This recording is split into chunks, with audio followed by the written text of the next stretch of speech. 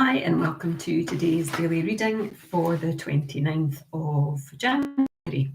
Actually, this is the 30th of January, but I forgot to come and do my reading yesterday. So I've dated this one the 29th and I'm going to read January 29th from Time for Peace by Ruth Fishel. So these things happen when you forget, you know. So January 29th. A life of reaction is a life of slavery, intellectually and spiritually. I'm going to read that again. A life of reaction is a life of slavery, intellectually and spiritually. And that's a quote from Rita Mae Brown.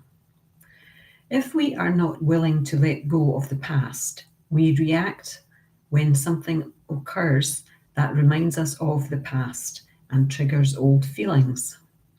Also, when we fear the future and something occurs that triggers this fear, we react. When we can learn to live in each moment, not filled with fears of the future or upsets and resentments from the past, we find peace. By simply pausing before automatically responding, slowing down and bringing our awareness to our breath, we can act in a way that is appropriate to what is actually going on in the moment. We can feel the presence of God and ask for guidance before making a hasty decision. How freeing it is to pause before we respond to a past memory or thoughts or dread or fear. Only then are we free to act in each moment and make healthy, positive choices. In each moment, we can act in ways that bring peace. Today, I am willing to slow down, to let go of everything that is keeping me from being fully present in each moment. Oh, I love that. Today I am willing to slow down. I wish time would slow down. I was just writing about the fact that, when people ask me, how was your week? It's like fast.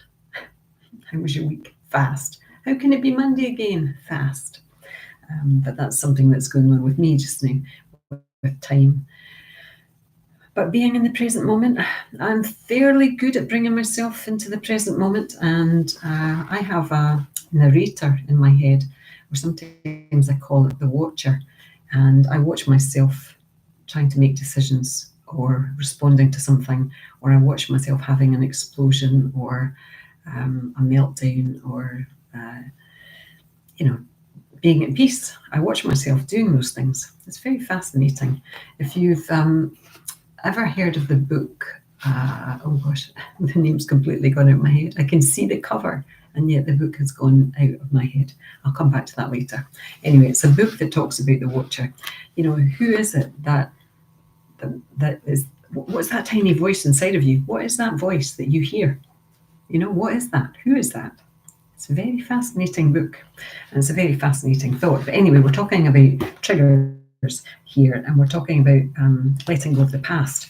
So mindfulness is just really being aware of what's going on in the present moment, being mindful of it. So you are aware, you are noticing, you are mindful.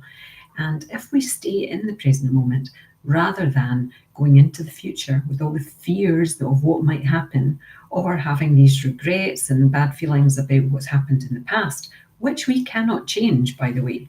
It's there's no point to it, beating yourself up for what happened a minute ago, 5 minutes ago, 5 years ago, 5 decades ago. You cannot change that. So let it go. And sometimes, the word willing was at the beginning of this. If we are not willing to let go of the past, we react when something occurs that reminds us of the past and triggers old feelings. So we can start with that willing word.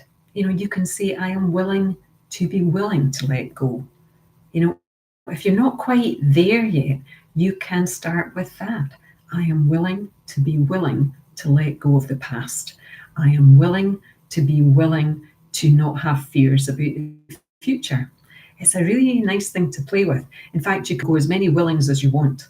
I am willing to be willing to be willing to be willing to let go of the past. And then hopefully using that, you can kind of take one willing away at a time and then make your way to that. I'm ready. I'm letting it go now. Okay?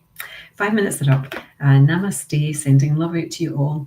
And yeah, well, I'll see you tomorrow.